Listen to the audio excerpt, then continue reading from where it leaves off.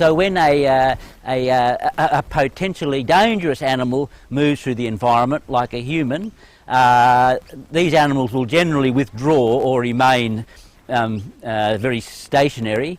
And they're experts at hunting, remember, so they have to be able to know how to move, not let their prey species know that they're around. And as well as that, of course, any large carnivorous animal, their greatest threat is from other members of their own species.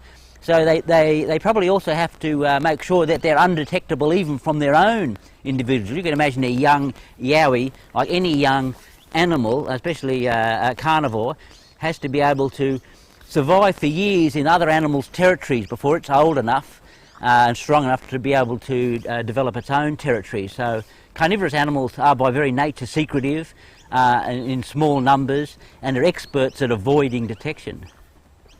Exist? Yeah, I'm forced to say they do exist because I've actually heard their calls, and their calls were incredibly powerful primate mammalian calls, quite unlike any other call. And during my line of work, I've spoken to a great array of different people, farmers and rangers and all kinds of people, because I'm ascertaining what kind of fauna these people are encountering. So I've got a really good knowledge as to human behaviour, and it's pretty easy to determine when someone is hoaxing or having a joke, and when somebody is serious. And one of the things I've been able to notice is the behaviour of people after they've experienced a yowie encounter. Their whole behaviour when they're in the bushland is quite different to somebody who's never experienced such a thing.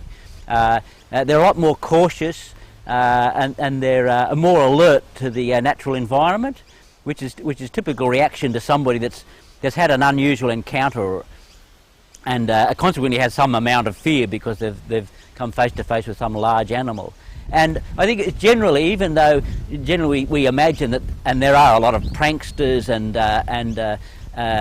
liars and what have you in the society, but when it comes down to reporting potentially dangerous animals, most people are very cautious not to create fallacies, because people's lives could be in danger. So generally, when people report unknown large animals, such as yowies and other things like big cats or big panther-like animals that have been observed, people are pretty serious about what they've seen because they're concerned for their safety and the safety of others.